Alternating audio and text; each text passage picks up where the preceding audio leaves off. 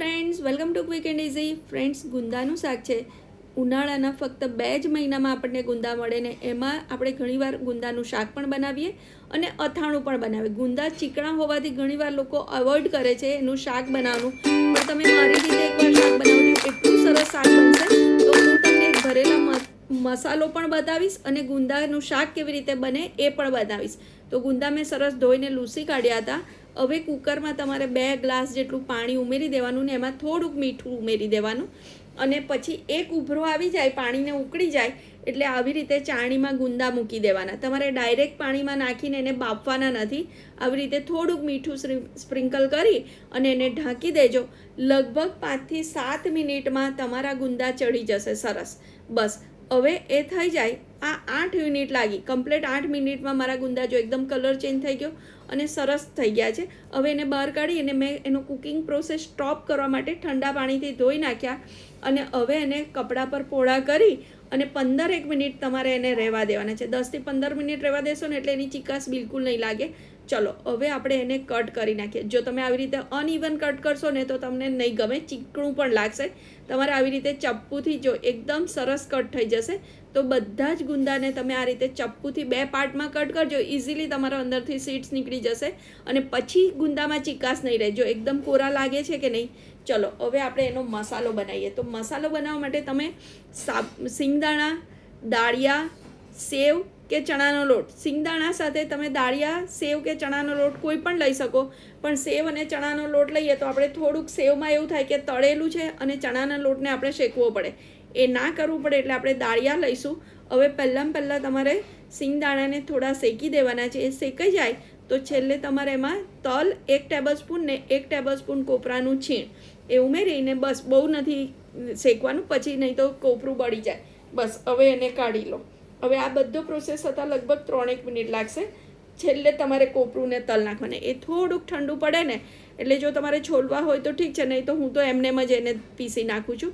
હવે એમાં તમારે 2 ચમચી જેટલું મીઠું ઉમેરવાનું છે. ધાણા જીરું પાવડર 2 ચમચી, 1 નાની ચમચી હળદરની ઉમેરવાની છે, 1 ચમચી આપણું રેગ્યુલર લાલ મરચું, 2 ચમચી તમારે અથાણાનો મસાલો. આ ટેસ્ટ બહુ જ અમેઝિંગ લાગશે.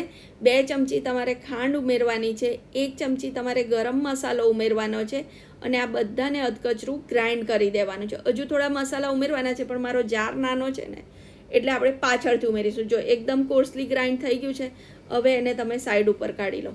હવે આપણે દાળિયા ઉમેરવાના છે. મેં તમને કીધું ને એમ, આપણે તળેલું એવોઇડ કરવા, સેવ કે ચવાણું નથી નાખતા, શેકવો ના પડે એટલે ચણાનો લોટ નથી નાખતા. આ શેકેલા જ દાળિયા છે.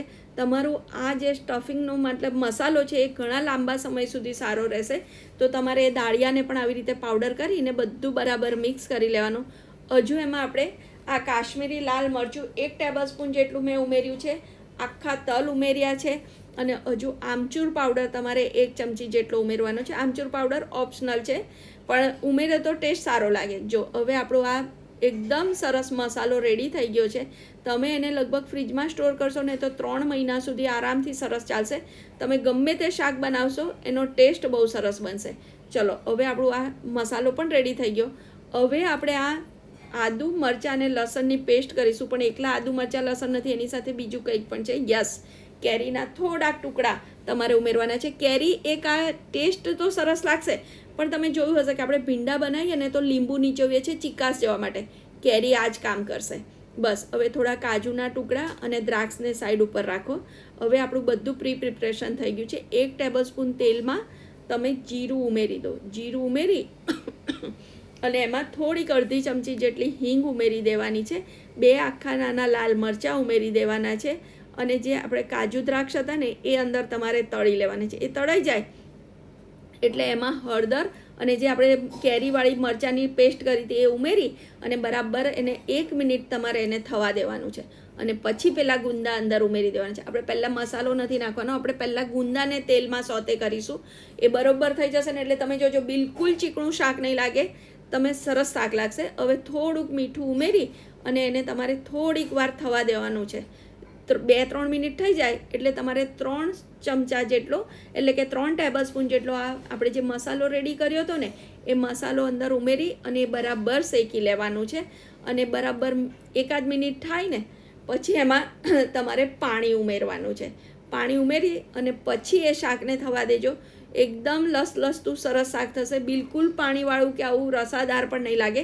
તમે 5 મિનિટ પછી આ શાક જોજો. હવે એને 2 થી 3 મિનિટ તમારે એને સીમર થવા દેવાનું. અને જો 4 મિનિટ થઈને આપણું શાક કેટલું સરસ થઈ ગયું. હવે એમાં છેલ્લે થોડીક કસૂરી મેથી ઉમેરીશું.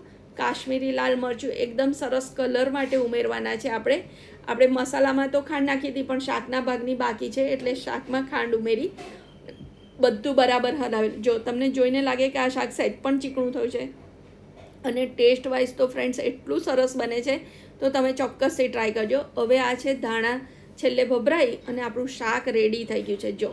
જોઈને જ ખાવાનું મન થાય એટલું સરસ શાક થયું છે કે નહીં. તો અત્યારે સિઝન છે ને, તો તમે એકવાર આ રીતે ગુંદાનું શાક ચોક્કસથી ટ્રાય કરજો, તમને જરૂરથી ગમશે. તો ચલો આપણે એને સર્વ કરી લઈએ. ફ્રેન્ડ્સ, આજે સન્ડે મેં બનાવ્યું છે એટલે સન્ડે ટ્રીટ છે.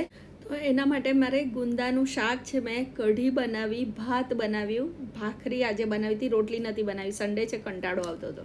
બસ એ બધું રેડી થઈ ગયું. અને સ્વીટ તો ઘરમાં હોય જ, એટલે 2 મેં ચકતા મૂક્યા હતા, જે મેં ચણાના લોટની હું સુખડી બનાવું છું. અને મેં પહેલાં તમારી પાસે રેસીપી શેર પણ કરી હતી. અને ગરમા ગરમ ભાત અને ઘી કઢી, આહા મજા પડી જાય ફ્રેન્ડ્સ. તો તમે આ રેસીપી ચોક્કસથી ટ્રાય કરજો અને તમારા ફ્રેન્ડ સાથે શેર કરજો. જો તમને કોઈ પણ આ રેસીપીનો ક્વેશ્ચન હોય ને, તો મને કમેન્ટમાં જણાવજો, હું જરૂરથી રિપ્લાય આપીશ. Thank you.